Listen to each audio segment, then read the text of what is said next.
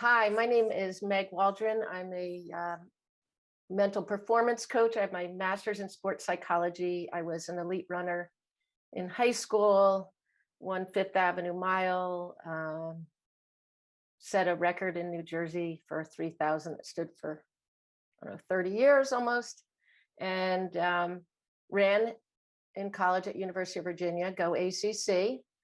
And I am here with Marlee Starliper. And Marlee is from Dillsburg, Pennsylvania.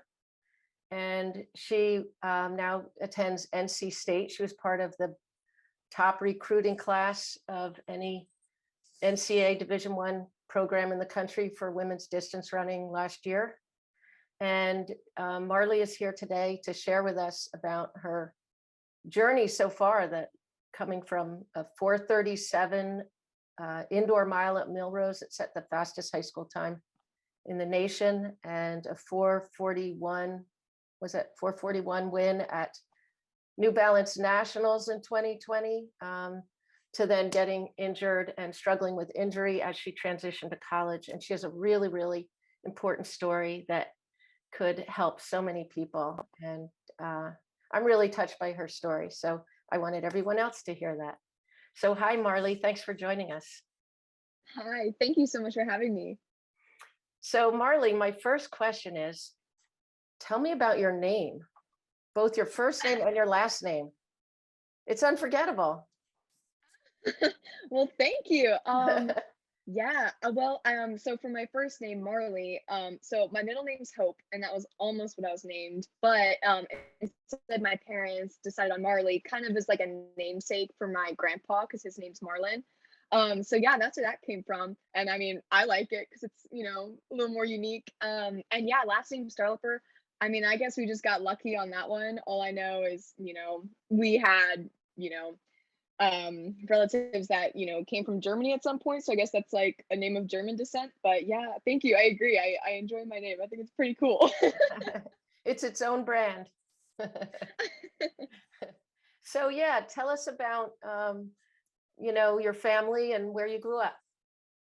Yeah, so I grew up in Dillsburg, Pennsylvania, and it is a little rural town.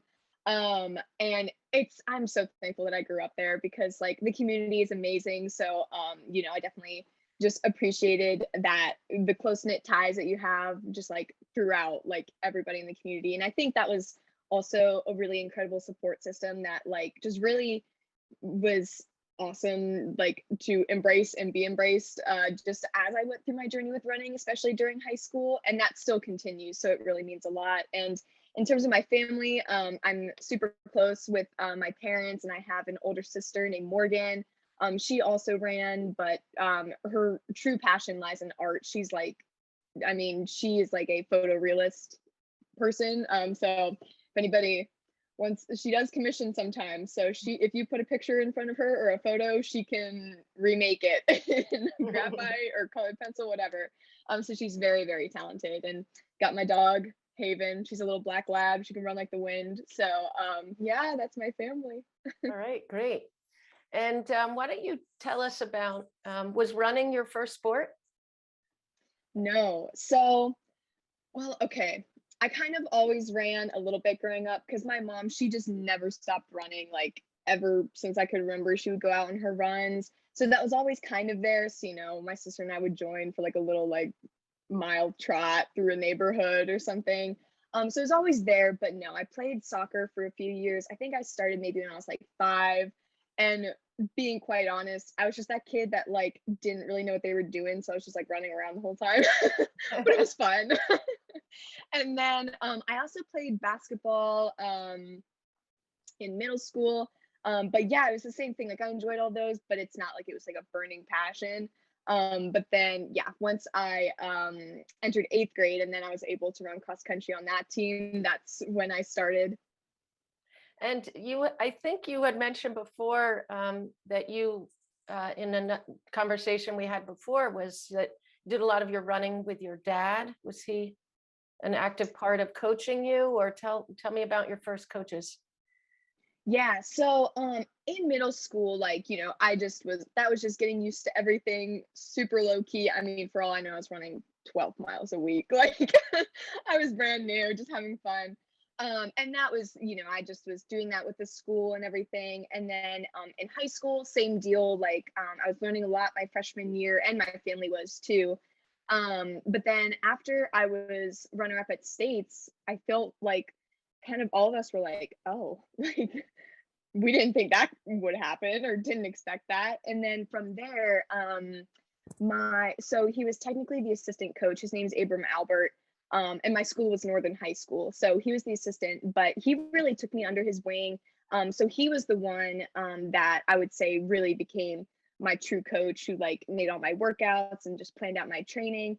And I was super thankful for how he went about that. But it was really cool because my dad, like both my parents, they ran in college at like a D3 Christian school nearby my house in Pennsylvania. But he always just has had a really big love for the sport. So then I think he got really excited, like once these things started happening with my running journey in high school. And then he really worked alongside Abram, my coach. So that was really a big team effort. And even my mom too, like they really are incredible supporters. So, but yes, Abram and my dad definitely had a big role in yes, planning out my training in high school. Wow. Now, aside from your amazing sister, who's probably the best talent that came out of Dillsburg, you being the second best, like how did that come about? Like, you probably were training on your own a lot. Did you have a team around you? Were there any peers your age to train with? Yeah, so I think in my first few years of high school, when I was still just like really, I mean, I'm very thankful that I think I saw definitely a very big jump in my progress from my freshman to sophomore year. And then I think once I was an upperclassman, then that's when it was really like the only person I had to run with was usually just my coach Abram, since he's young and he's fast, so he could do most of my workouts with me until senior year. Then I could drop him for most. But other than that, there were like some of my guy teammates I would run with, but sometimes they would either deal with injury or wouldn't want to run quite as fast, maybe. So yeah, so I really ran alone a lot, even though my cross country team, especially, like, I mean, I loved all of them. Like, it was so fun being on that team, even though my training did look quite different from theirs. But yeah, but I'm honestly kind of thankful how that experience was for me, because like I truly just fell in love with running, like pure and simple, all that it is, like out running, exploring these back roads. Like I just really fell in love with it. And it's just, I really look back on just literally all the miles I've ran, and just all the joy it brought me. And so I really enjoyed that experience, even though in college that ended up being a big thing I was looking for. Is like, okay, like I love this, but I want to experience the side of running when you do it alongside other people. Yeah, that's a big change to go through all that. So how old were you when you started running?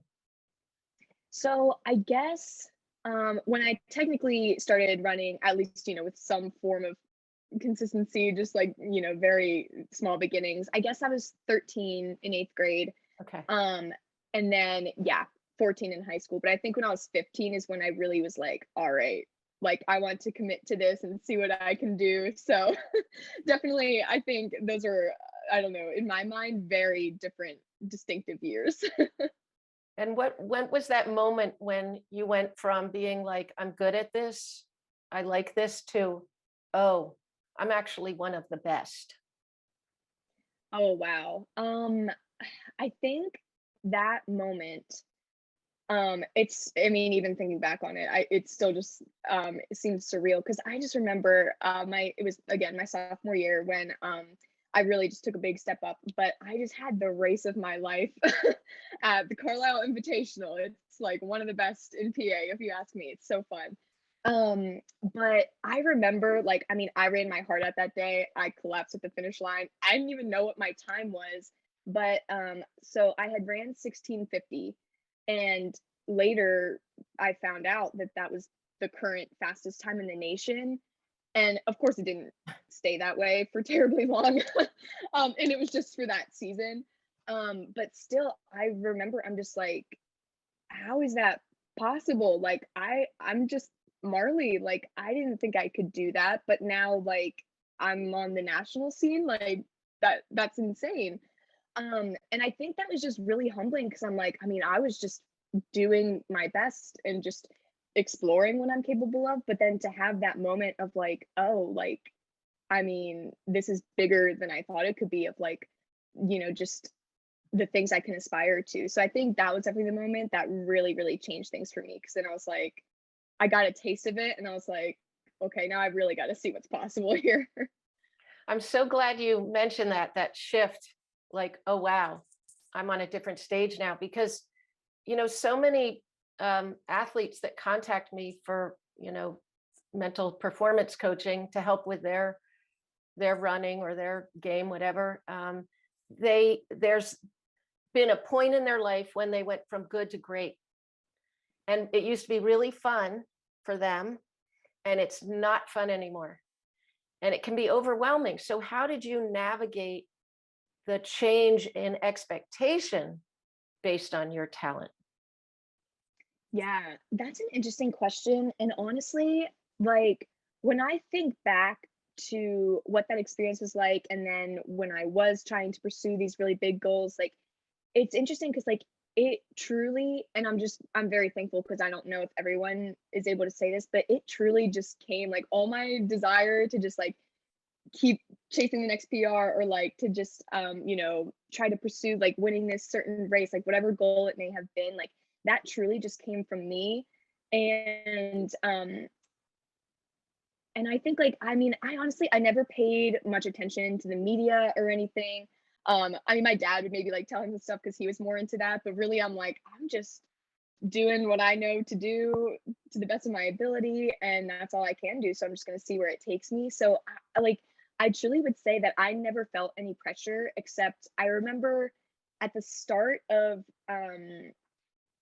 well, I guess in my sophomore year and then the beginning of my junior year, I think I made myself very nervous sometimes. But again, that was just coming from me. But it was cool because I remember it was after I believe Foot Locker cross country nationals my junior year that my dad and Abram, they're like, we need to practice like her handling like bigger races, because I would like be like, oh my god, I like really care about this race, like I want to do well, like I've been pursuing this goal. But then I would just put too much pressure on myself and get too stressed. But then what they did to respond to that, they're like, we're just gonna throw her in all the big races. So that indoor season, they really targeted that so that I could start practicing it. And then I think that's where I really learned to embrace, like, like truly every race, I'm like, this is what I'd always tell myself. I'm like, it's really just another race. Even if it's nationals, it's just another race. And at the bottom of it all, like, and why I'm doing this, I'm like, it's another opportunity for me to just enjoy this gift that God has given me and to glorify Him through it. Like, bottom line, that's all it is. And I'm going to be excited and I'm going to smile. So I'm really thankful that, yeah, just as I kept getting used to that and practicing that, that's really what it turned into. And now I feel like I can approach all races just with a really, really good mindset that is what continued to help me just improve in my running, even over the course of that year or so. So it sounds like just kind of said, I just, need to trust, God, which is really important in your life, trust the hard work you've done, and then kind of just go in there and race, let go of all the things you couldn't control and just go in there and Absolutely. race. Yeah. Yep. So speaking of indoor, when you ran that 4:37 that blew everybody away at Milrose, I came up in the era where they had a boys high school race for the mile, but they didn't yet have a girls high school race for the mile. And at the time we were running some of the fastest times in the nation. I'd run a 4:47 indoor. Michelle Rowan, who was my New Jersey nemesis, and then has a cosmic soul sister now that we were college teammates at UVA. She ran a 4:43, which I think still might be the New Jersey record. Like, we were running all these really fast times. And they didn't have a race for girls. So I always love when I'm at Millrose to watch, especially the girls' high school mile, because to me that is already victory. And then to watch you run that race, your impeccable form gives me chills. I mean, Oh. you can't beat your biomechanics. What were some key workouts leading up to getting you ready for that 4:37? Yeah, so that's another funny thing because I really, like, truly through that whole indoor season, I never touched a track except for when I was racing. So I think the only other races up to that I had were like a 1K and an 800. So that was my track work. Um, but aside from that, what Abram would have me do is he would just give me really just different tempo and fartlek variations that I would just do out on the roads. And I mean, I had a blast with it, honestly, because I think my training has always been very strength based, even though I'm sure if whatever fartleks I was doing, if that had been on a track, probably pretty fast. I mean, I don't know because I just had my watch. um, but yeah, but I think that really taught me just how to be extra in tune with myself, with my running, and in whatever race it may be. And I also just think it's funny because I remember leading up to Millrose, I was like, Abram, I'm like, are you sure we shouldn't like touch a track a little bit, like just to like see? And he's like, no, we're gonna do another tempo. And I'm like, just another tempo? He's like, we're gonna do an uphill tempo this time. And sure enough, he knows all these crazy roads. So there was this one, it was like 3 miles, just like this gradual incline all the way up, and he had me do a tempo up it. So that's the kind of stuff that I would do. But I loved it and it was so fun. And I'm like, that's fine because once I get to college and beyond, that's gonna be a lot more track work. So I'll just keep running up mountains and stuff for a while. That's how a lot of people train for years. Some of the greatest runners in history trained on, well, cinder tracks or roads or meadows, and did amazing things in leather spikes, heavy leather spikes. So there have been a lot of fast times lately in women's running. I think now the 100th fastest time for college women so far this year is 4:43. In like 2018, I think it was 4:46 or something like that. The times are getting faster. Where do you think that's coming from? Oh, wow. I That know, is right? an excellent question. Um, it's so interesting because that kind of blends with like the years of when I was in high school. But I think it was really cool because even like I mean, honestly, I feel like my class in particular, when you have people like who's now my teammate, Caitlin Tui, and just I mean, there were so many girls that I think, I mean, for all I know, maybe we're just going through the same journey I was of like they kind of discover something and they're like, I really want to pursue this. And then the way I see it is like it's almost like this big spiral where I think everybody really brings out the best in each other because it's inspiring seeing what other girls are doing. And if they're setting the standard and you're like, well, what if I can set the new standard? Like, I just want to see what I can do there. So I think it's like, honestly, if I to answer that question, I would say like I think it's just people bringing out the best in each other, and Mm. that's just like a continuous thing that's going to keep getting better. So I think it's really awesome because I think like I mean girls are just ruthless, like they just get after it and they want to be the best, and just like all the things that come from that and how it interconnects with other people's journeys. I think it's just a really awesome thing that is it does really seem to be changing the sport in a really incredible way. Mm.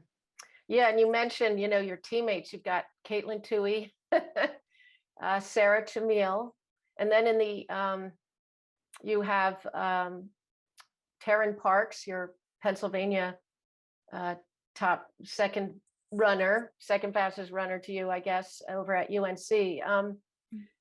On the team itself, I came in when I was recruited to UVA. It was the top recruiting class of any Division I distance program in the country. And there was a lot of competitive tension because, in high school, I was the only All-American on my team. And I get to college and we're all that. So yeah, go out and run an easy run. All right, go out and run an easy run at 6:30 pace, right? Every workout was a race, every long one was a race, every easy run was a race. It was very, very competitive. So how, I know that you haven't, and we'll talk more. I want to definitely get into the meat of this with your injury. You haven't really been able to compete and train with your teammates yet. What is that competitive tension like? Does it exist? How do you manage it? Yeah. So, speaking for like the NC State team, it honestly, like, I love that you asked that question because if somebody were to just like come to our practice, I feel like they would be like, is this really like the top team in the nation? Because we have so much fun. Like, honestly, like I feel like I forget that sometimes. Because truly, it's like we are just having fun, and like, and it's also cool because even like what you were saying with like how it can seem really competitive. Like, yes, we push each other like in workouts and stuff, but in terms of even like regular runs, like honestly, like I feel like I've learned how to actually like run easier, like on just the regular run days or the recovery run days. Like I felt like the team, like we do a really good job with that here, and I truly feel like I personally learned from it. Because I think sometimes when I'm running on my own, at least in high school, like I'm like, if I felt fine, I'm like, I'll just go a little faster. But yeah, I think I've really learned to just like kind of like almost sit back a little bit and like just enjoy the easy recovery runs for what they are. You're talking with the teammates.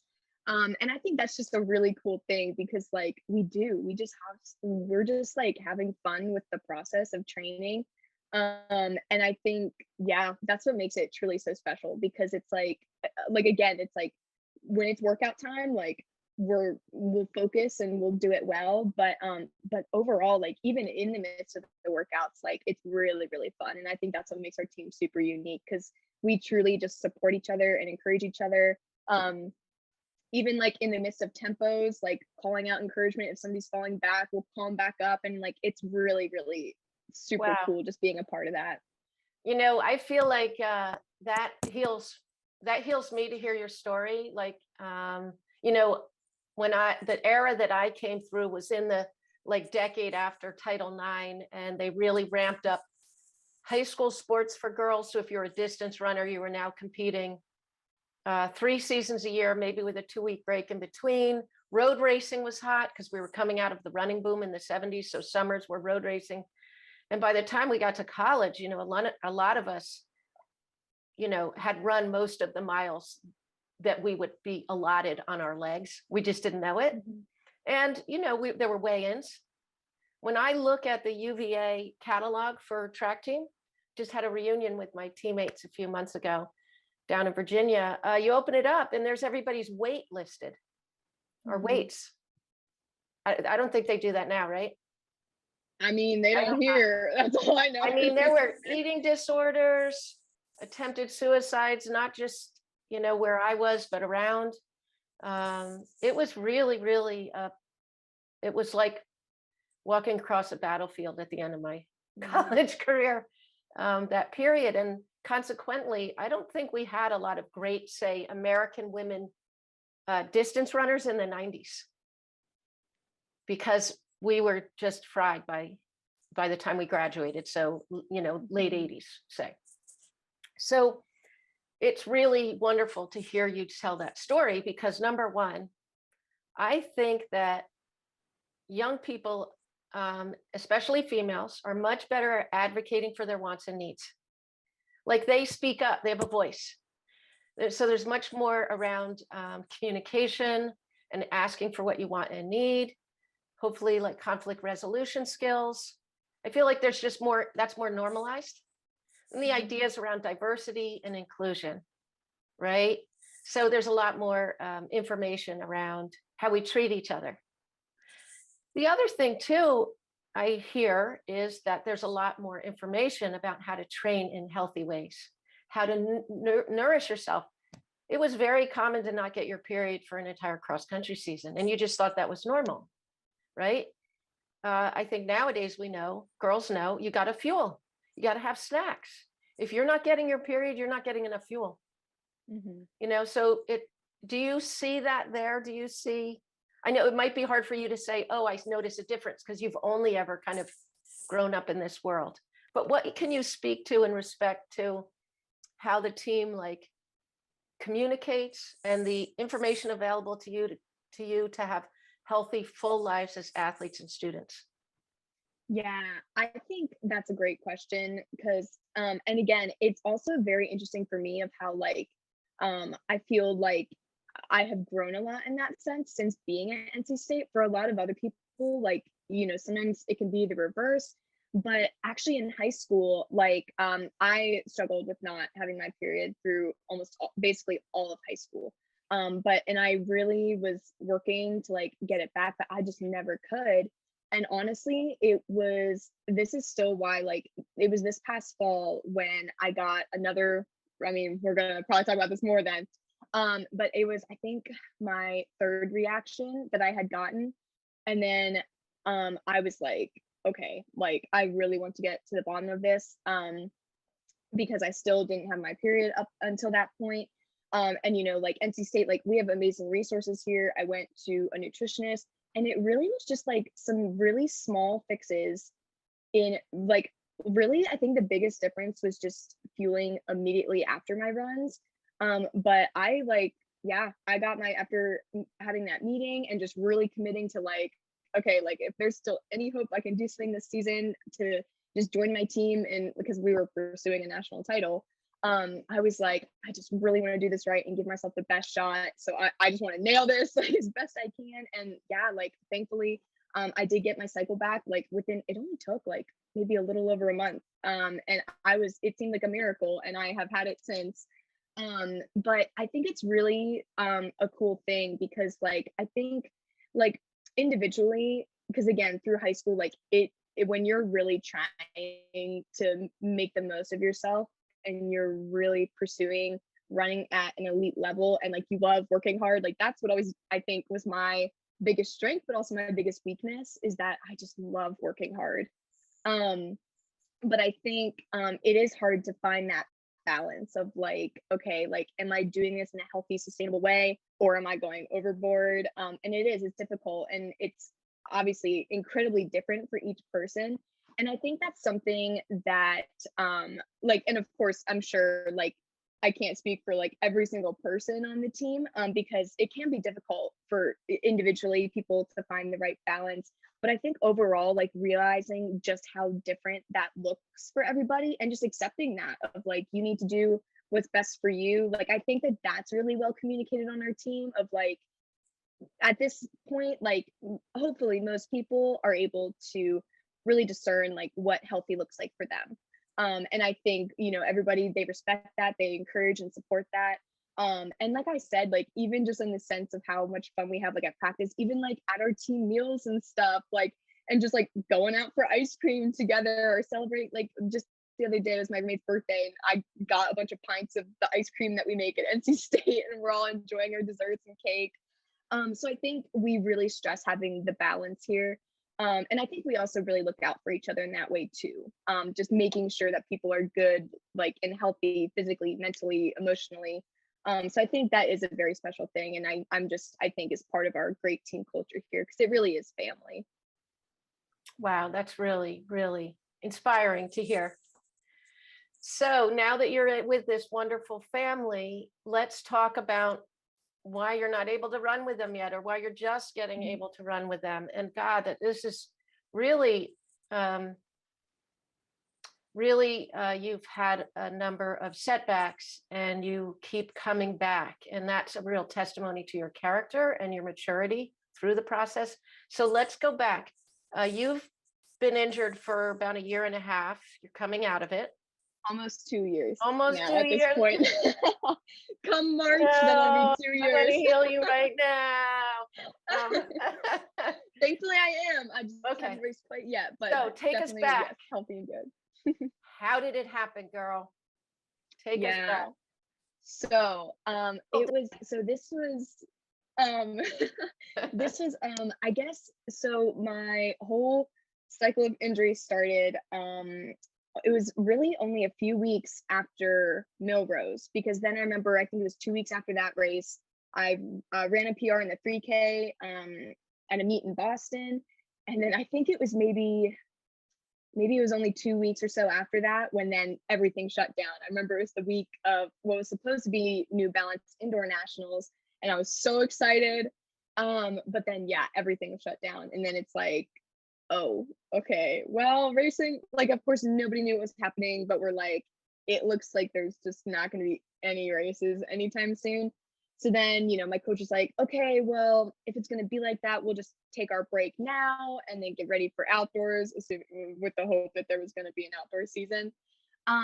So yeah, so I just was on break, and I remember I went on like this trail run I remember I wasn't planning on running, but I was just going to go on.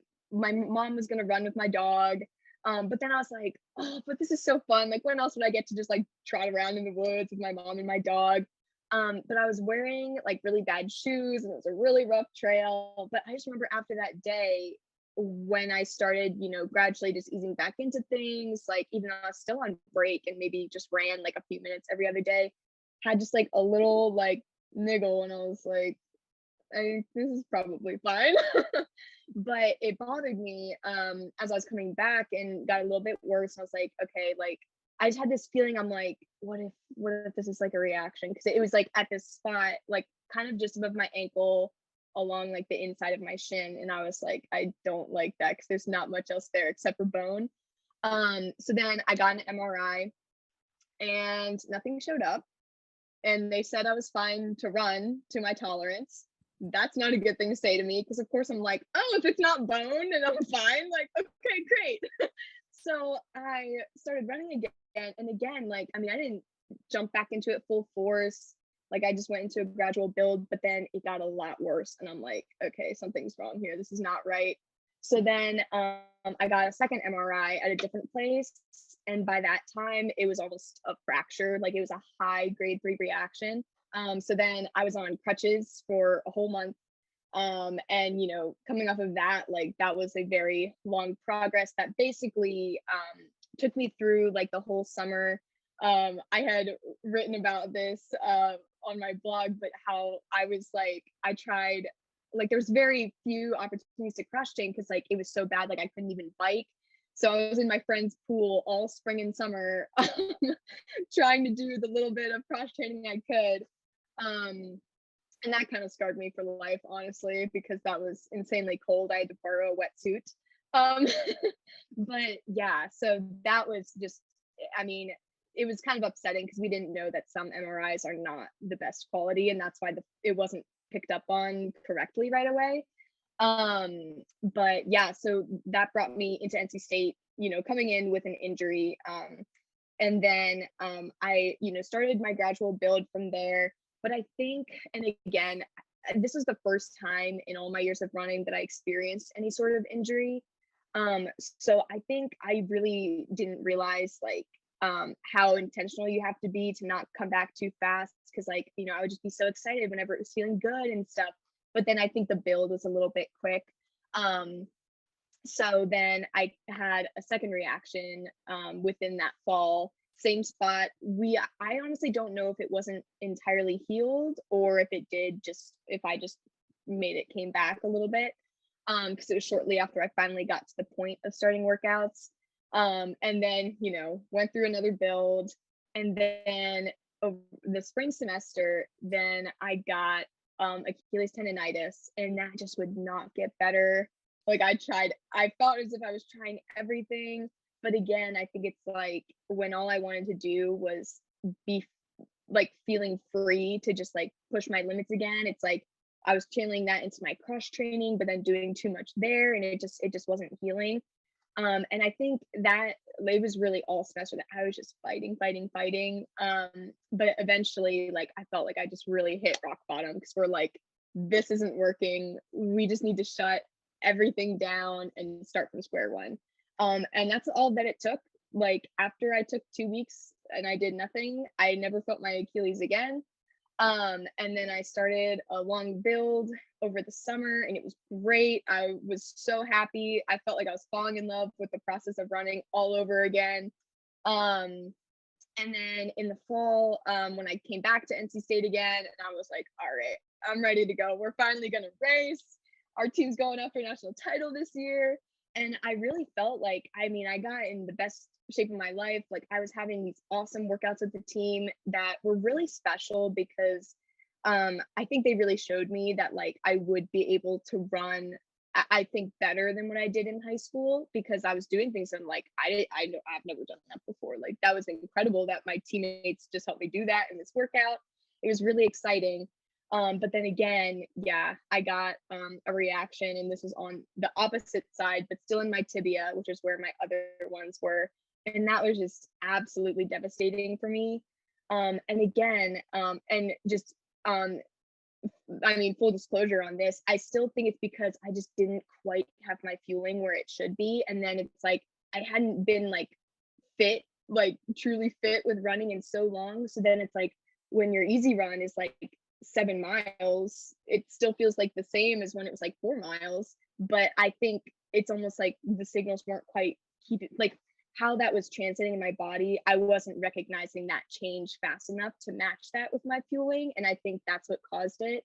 But as I had mentioned before, that ended up being like, it was so hard of the timing of when it happened, but still, I think the greatest blessing I could have asked for, because then that really was my kick in the butt to be like, I gotta get to the bottom of this.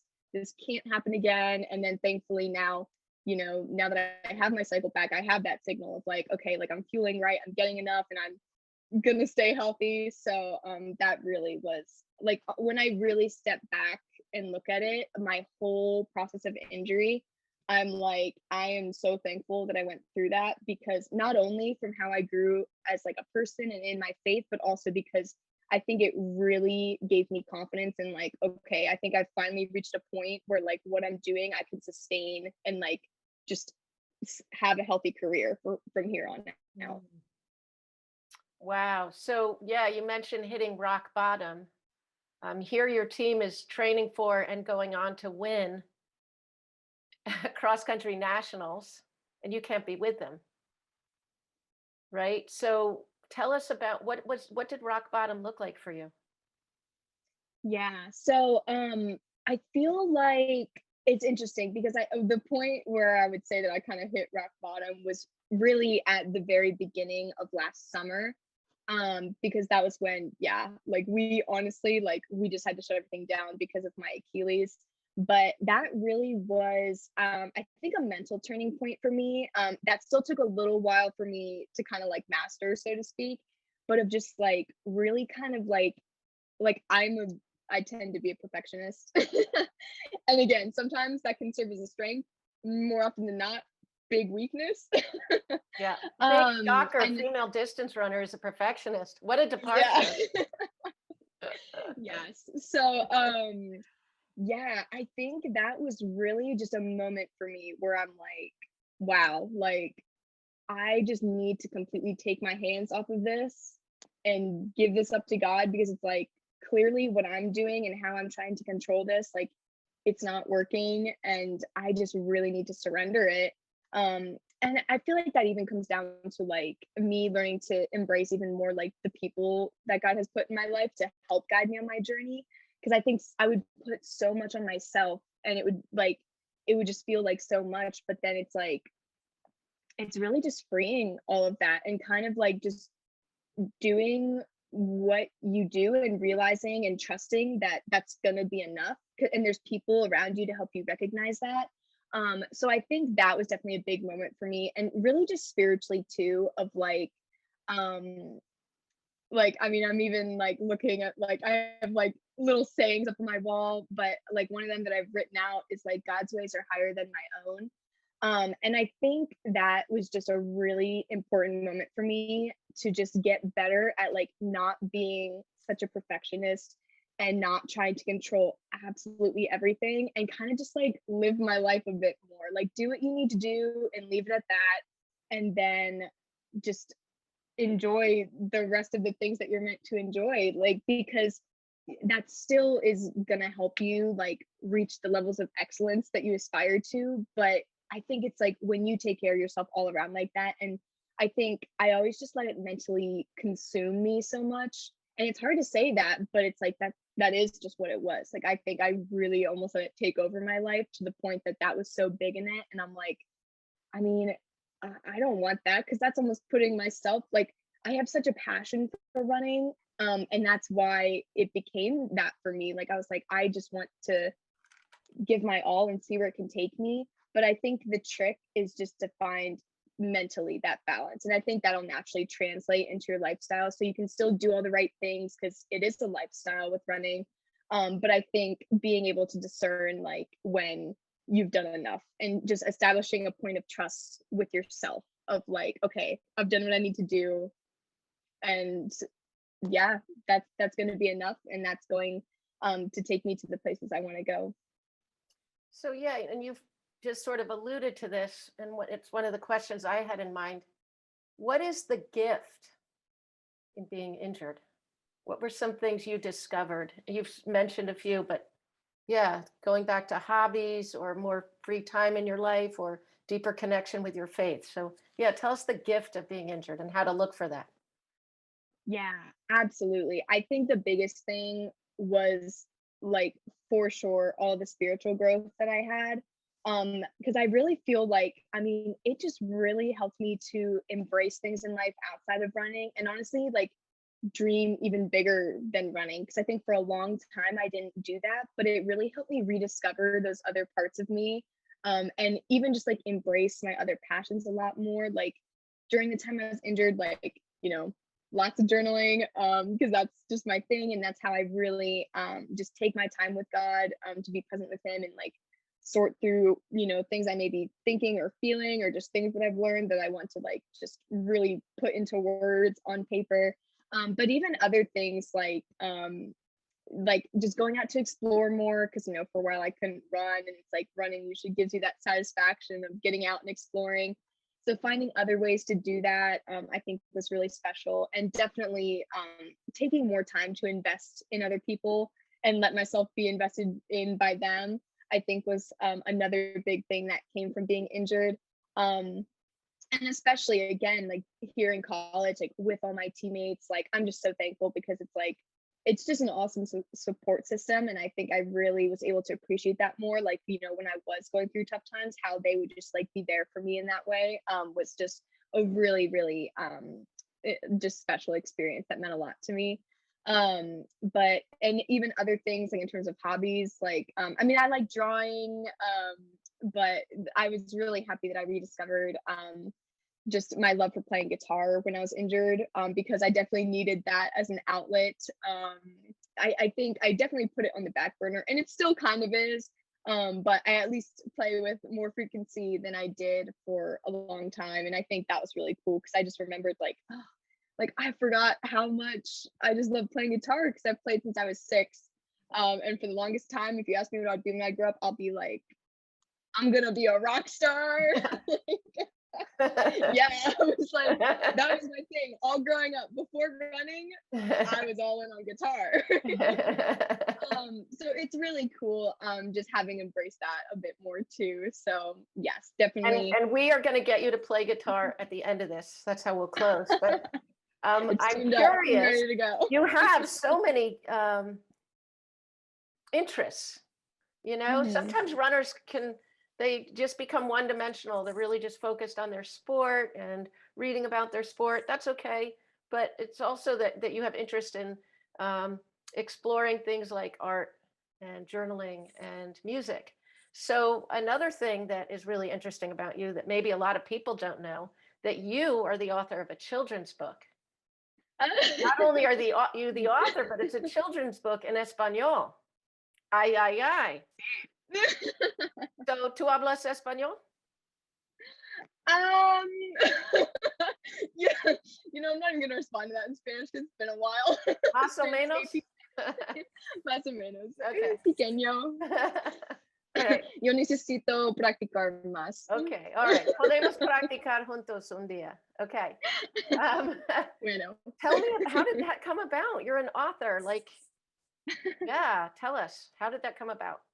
Yeah. Okay. So, my senior year in high school, I took AP Spanish. And it's just this one of the teachers at my school, Lisa Petropola, she created this like children's book like program. It's called Creo en Ti. And yeah, Creo and T, basically, meaning mhm, I believe in you. yes. Yeah, okay. So yeah, she worked with uh, a publisher, and basically we had as one of our projects in this AP Spanish class to write a children's book. And then we actually were given, they selected a few of them to be like legitimately published, and mine was one of them. So that was like an incredible opportunity because it was just through the school and the teacher and the publisher. So it was really cool just having that experience, even though it was like in the midst of the pandemic and stuff. So that was kind of crazy. But yeah, so that was super fun. And again, I'm kind of it's funny for me because I look on it and it's like, oh, I could have done that better. Like I could have done this. But I'm like, well, it's my first book, hopefully there'll be many more. So Maybe not where can in we find this Spanish. book? Where What do was we that? find, Sorry. is this book on Amazon? It is. All right, and it's It called, is called Del Camino al Mundo. say that again? Del Camino al Mundo. Del Camino al Mundo, the road Mhm. across the world or the path through the world? Yeah, well, I my inspiration behind it was like El Camino, like the pilgrimage through Oh, across Spain. Spain. Yeah, which Hopefully I I can want to do it do one day. someday. Hello. Yeah, Yep, I'm with you there. I know. We'll do it together. We'll practice our Spanish. That would be amazing. Yeah, that was my inspiration for it, of like a girl who like traveled it, because like I mean I just love traveling and exploring in nature. So yeah, so it's kind of like a girl starts on the Camino, and then after that she just wants to travel the whole world, so that's why it's like from the Camino to the world. So yes. All right, beautiful, beautiful. So I would like to get to some questions that our social media followers have for you. You ready for that? Yes. Okay, so the first one is from Doug Petrick, who I'm pretty sure coached Savannah Shaw. Oh Um, my gosh. yeah, I think he did. I hope I'm not screwing that one up. He asked, what keeps you motivated during injuries? And what's the Oh. best advice you've received related to running? So he's got two Hmm. questions for you. Yeah. So keeping me motivated through injury. So I think this was another really cool thing that I think was just like uh for me this is does tie in very spiritually. But just I think my motivation through all of my injury was just remembering like who I am and like what I believe I can do and what I'm capable of. I truly think that was the biggest motivator of like just that feeling of like, oh, like, like, I mean, I'm so thankful for what I was able to accomplish in high school, but I'm like, just deep inside of me, I don't know how else to say it, but I'm like, deep inside of me, I'm like, I just know that there's so much more. And that was just scratching the surface. So I think that truly is my motivation of like, I am still committed to this journey of just seeing what's possible. So I think and just really trusting that feeling inside of me, I think that truly is where I got my motivation from. um and the second part of the question was the best advice I've What's the gotten for best running. advice you've received related to running? Related to running.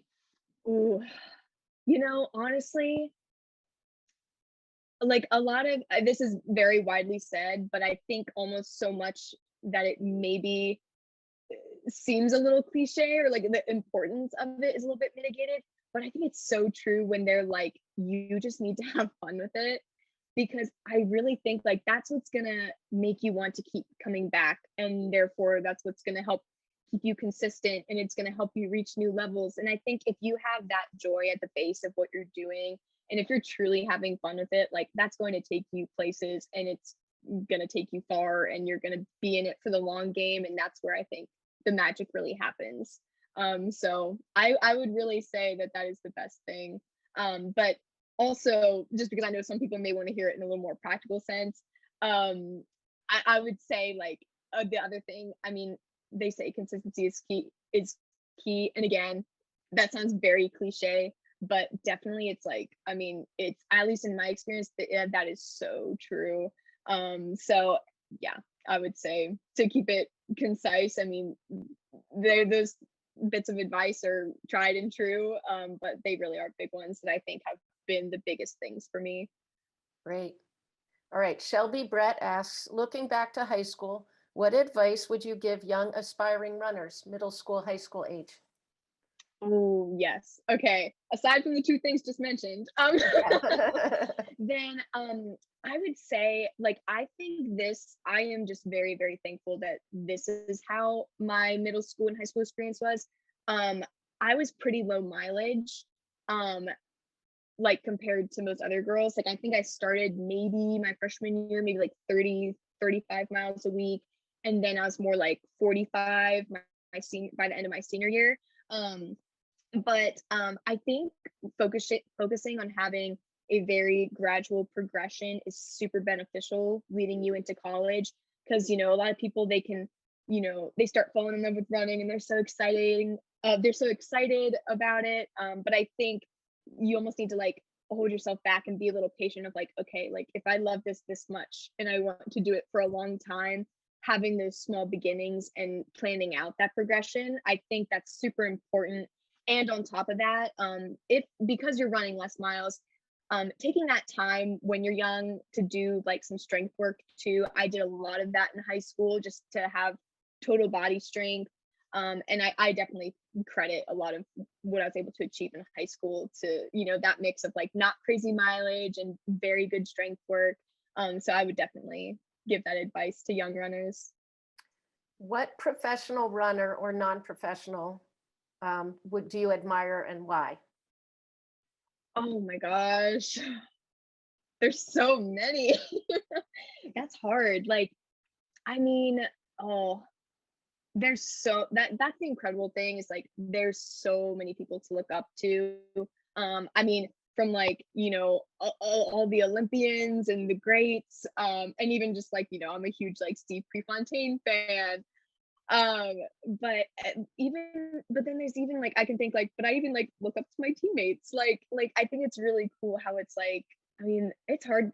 I really don't think I can even pick one person, because it's like I think it's also because like you can be inspired by people in different ways, like in what they bring to the sport and their approach to it. So I mean, I just think the way I think of it, I'm like, oh, look around, and I'm like, how can you not be inspired by everybody?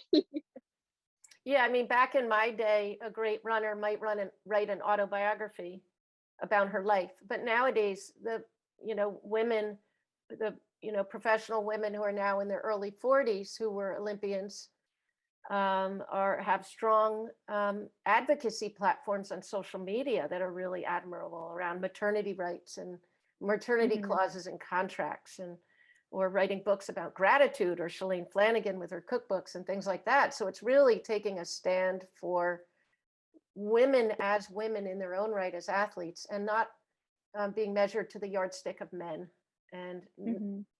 getting to have their story be bigger than their own personal life, reach beyond that. Absolutely. Okay. This is some questions from Instagram. This is from Sarflar. Do you get pre-race anxiety? And if so, how do you make sure it doesn't affect your race? Yeah. So, yeah, I think I spoke to this a little bit earlier of how like my sophomore and junior year, yeah, honestly, I would sometimes bomb at the national meets because I would let it get to me. Um, so I definitely do, but then I think I really learned to master that a little bit more end of junior year and into senior year, and of course had a bit of a hiatus from all the races, but and I know I'm still like, it's always good to have a little bit of nerves because obviously it shows that you care, but yeah, I think I think you were the one who said this of like controlling what you can control. That's also, I mean, that's very much emphasized here at NC State too, to reinforce that.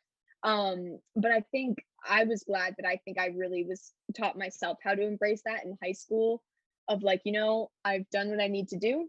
We're just gonna prepare for this. It doesn't even need to look perfect because it can never be truly perfect. But just like, yeah, trusting that you're ready, just having fun with it. I think that definitely is like the biggest thing to keep me calm. Like, I mean, I even remember at Milrose, like I forget when it was, or some race at the Armory, they like really mispronounced my name. And I remember I like, we're all on the line, me with these other girls, but like I'll be the one that'll like crack a joke about something or just like be laughing, because that really helps me, I think, just remind myself like I'm here to have fun. Like I've put in the work and this is the celebration. So I think having that mindset of excitement and just anticipation of like this is such a special thing that I'm lining up to do. I think that is what really helps me take care of take away the anxiety So it and sounds replace that like, with more excitement. yeah, like some self-talk, some Mhm. reassurance was how you coped with the anxiety. Did you do any like deep breathing or shake your body out or maybe like visualize the race the night before? Did you do anything like that? Yes, I am so glad that you said that about the visualization, because I mean, I remember for big races, like I would do that the whole like week of like leading up to it, like every night, just like picturing whether it's every lap or like going through the cross country course. I was very big into that, and it's cool because I think my parents really encouraged me to do that a lot too. Because we all just really believe in the power of the mind over the body and everything. So visualization, I'm super glad you said that, because that was definitely a big thing that I did in high school for sure. And yeah, also you said them with like shaking out and stuff. I'd always do this thing, and my dad would be like, "You look like a boxer, like on the line." All right, So show yes, a lot us. of that Show us. too. What's that look like? Oh man, Come on. I would kind of just like, here, let me see. I would kind of just like, I just Oh like, I yeah, don't you know. do. That's what Yeah, you he look said, like but I just like bounce a little bit. I don't know, but I would always be caught doing all that right. on the We're line. gonna, that's gonna spread. That's gonna spread, I think. Yeah. Oh no, I don't know if that's a good thing or. um, okay. If there was one race that you lost and you could run it again, what would you do differently? Ooh, that's a cool That's a question. cool question. That's also from Shelby Brett. Okay. Oh wow. So, oh, that is a tough one. I would have to probably still, okay. The first thing that came to mind was Foot Locker, because I'm like, that's the national cross country championships, and I was second, and I was like, yeah, I mean that could have been cool if I could win it. But the thing is, and I say this like with such complete honesty, because I also just like the experience of that race. Like, I mean, it was an experience. Like that was the race of my life, and that's why like in my mind, I'm like, oh, like I won that, because I'm like, it was just the best race of my life. Like I truly think there was nothing else I could have done. I laid it all out there. I ran my heart out. And it was just the best thing. Like I've never been more happy with the second place finish in my life. So like that's the race that came to mind. But it truly, I'm like, I would not have done anything differently. Like I don't think there is anything I could have done differently. And I mean also I just give credit to Zofia who won it, because like, oh my goodness, like it was just like, even watching it back, I'm like, it Yeah. was just the best race ever, and she was a big part of making that such an awesome race. Even like the sprint down the finish, like I'm like, I remember that moment thinking in my mind, where obviously I was giving it my everything, and I'm like, my dream that I've had for like 4 years since I knew Foot Locker existed, like it's right there.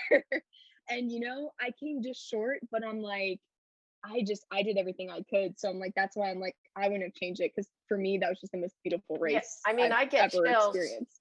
It was like Rocky and Apollo Creed going at it in the final round, you know? It Yeah. was really fierce, and to see girls competing that fiercely on that level um, in their own right is just, I've been through an arc of history, and it's so great Mhm. to see that happening and witness it. Okay, we got a question from Eliza White. How have you seen God at work in and through your running career? Yeah. Oh my goodness. Honestly, I think it really started with, I think, like my running and my faith, I think they're really quite synonymous in the sense of how, like, I mean, running taught me a lot about myself, and I think it really taught me how to dream bigger. Um And I think with that, like, it just really kind of revealed to me like how big God can be, which like sounds kind of interesting because like running taught you that, but in the sense of like, whenever I was saying like when I first realized I could compete on a national level, and then I'm like, it's a lot more than that in my mind though. It's like it's not just that like, oh, like that's there, like my name's out there in this way, but the way I see it is like, wow, like I have the opportunity through running to be a light to like a greater number of people than I ever would have dreamed if running hadn't made me realize like that could be possible to have it as this sort of platform. So I think for me, like that's just what's so special about it is like my whole purpose with my running is like I want to inspire people and I want to be a light and share Jesus's love with them through the platform that running provides. So I think that's just been the coolest thing is that, my faith and running, like they build upon one another and it extends very much so outward into just like the impact I hope to make on others. But also internally, how much it has taught me about myself and helped me grow, and just really come to just like honestly, I feel just like know God very personally and how he works. And obviously, like what I've talked a lot about through my injury, like how he brings good things even out of the moments of heartbreak, and just I mean everything. It's just such an incredible journey. So there's a lot to that. I mean, I could speak for hours to answer that question. Yeah, that's beautiful. That's beautiful. That personal relationship really fueling you. All right, Absolutely. here's a funny one from MJ Yates. Who's your favorite cousin? Maddie Yates. Maddie Yates. She wanted a shout out. She also Oh my asked, where god. is your favorite place to run and what landscape will you never forget? Oh, Maddie, that's a good Maddie, question. right? Um, oh, okay. So I ran Nike Nationals my senior year, and then since Foot Locker was a week later, my family and I, my grandparents are amazing. They came with us. We just rented this van and we just drove down the coast, like going from one to the other for the national meets. And I got to run, and Abram was there too. They drove separately, but they did the same thing. But I got to run with Abram through the redwoods. Like I don't know what part of the forest it was, but oh my goodness, it was just the most amazing run ever. Because like of course there's like no one, like we're in the middle of nowhere. We would just like we started out on this road and we would like look down a trail and be like, do you want to see where that one goes? Like, and like kind of almost got lost but didn't. It was so fun. And even just like this is like just I love doing stuff like this, but I remember at one point we're like, okay, this trail's getting like not runnable. We should probably turn around. But I was like, wait. And I was like, just hold your breath for a second. And then just the utter stillness of everything. Like it was an amazing run. It was so cool. So I think that was probably my favorite place that I have yet to run. Wow. Wow. Yeah, I bet that is a place where it's very clear and overwhelming to feel the presence of the spirit. Absolutely. For sure. When Yeah, it's just beautiful. you and nature and nothing else, like that's definitely, I think the real essence of running is that you get to have moments out in nature like that. Yeah, true, true, so much. All right, here's a quick one from Track Murph. What is your favorite color? Favorite color? Oh, why is that hard? Part of me is like red, go pack, but I'm also like, but I really like blue. And like Yeah, you're not allowed to we're say gonna blue anymore. Sorry, you're not allowed I to know, say blue I anymore. know. Okay, that means Yeah. it's red. Especially Tar Heel blue. Go Red. more like All right. minty blue, maybe. And then one more, and I love that you talk about wanting to cultivate a teachable spirit. You write that in your blog post. Marlee has a website, marleestarliper.com, and you talk about having a teachable spirit or cultivating that in your life. And then you're going to play guitar for us. So tell us about teachable spirit. What does that mean to you? Yeah. So the way I see teachable spirit, I think I really equate that with having an open heart. And when I say open heart, I mean, I think I've always seen that as, letting what's inside of me come out, but also just being very ready to receive. Um, so I think having a teachable spirit, I think it's also because I'm someone that constantly, like, I just have such a strong sense just from the time I've spent with God, and just how the ways I've explored my faith is I'm like, he's so big and there's just so much to life. And I'm like, I just want to make the most of it in every way that I possibly can. Like, I want to just fill my life with joy and all the things that God has to offer. So I think with that, like, it's like, that having a teachable spirit can look like, learning from other people and learning from God, or even just like reading books. Like, I always love I love learning things. Like, there's just so much knowledge from other people and like from things like books. And different experiences. And I think like that's just what I always want to like just take the opportunity to give myself, is like these experiences that can help me grow and to teach me and change me in these awesome ways to just make me the best version of myself, and ultimately just like someone that, as much as I can, just reflects what Jesus was like. Like, that's really my goal with that. And I think just having that ongoing development and that transformation is really what's in my heart, and at the root of having a teachable spirit. And a teachable spirit is a resilient spirit, and you certainly are one. One more quick Thank you. question. So what's ahead? What's next for you? You're back running again, right? Yes. Okay, so what's next, and what are your goals for the spring? If you Yeah. So Raleigh Relays is, as of now, that is the plan, for me to be my opener for the outdoor season. And I'm so excited because it's on our home track at NC State. And it's interesting because in terms of goals, I don't have any set goals. And honestly, I don't know if I will. The biggest thing is like, I'm like, I want to stay healthy and consistent, and that's the biggest goal. But in terms of like any times or like a certain place at a meet, like, I think that's something that like I just really want to go into this season with an open mind of like, like, I mean, I don't know. I could like PR right off the bat, or it could be kind of tough and it may take a few races, or like, even just a few months, like whatever it may be. So I feel like I'm in that sense, I'm going in with an open mind, and I'm just gonna set the goals as they come. So hopefully by the end of the season, I'll be like, all right, like I ran this, and like I'm like, okay, like I want this to be my goal time, because I'm on a good trajectory. I'm feeling good, like ready to get after it. So I think definitely just like setting the goals as they come.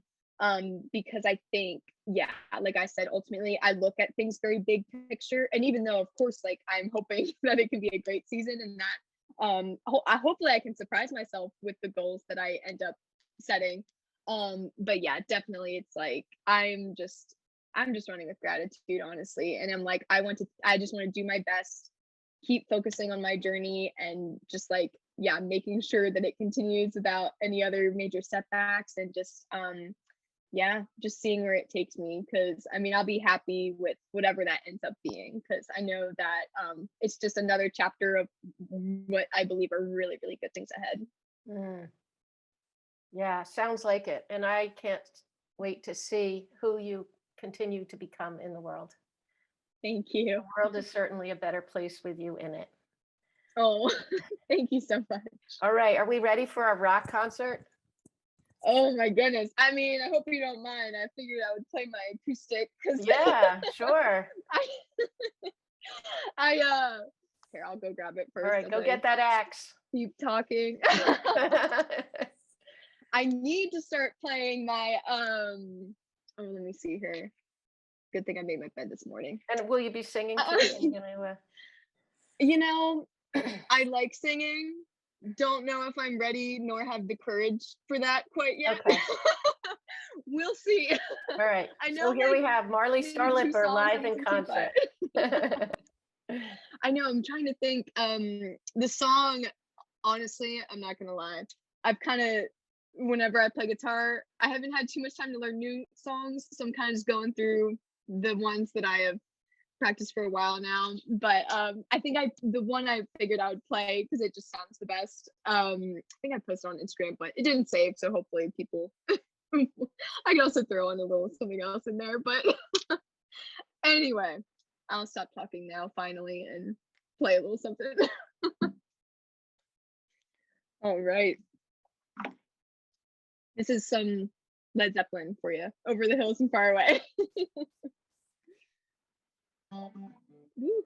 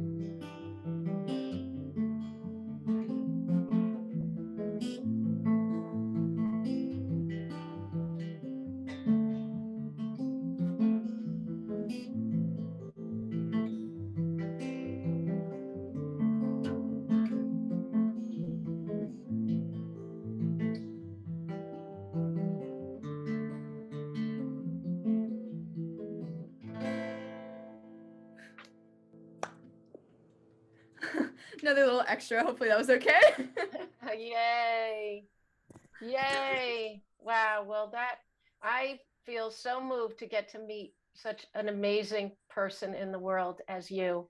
And it gives me hope for the future of female athletes and all of the good lessons and joy that you are going to spread in the world, not just through this interview, but in your life ahead. So I really appreciate you taking the time, Marlee. Thank you so much. Thank you so much. And just for everything that, like, all the wisdom and knowledge that you have to contribute and all the awesome questions you asked me, and just for having this podcast in the first place. Just thank you so much.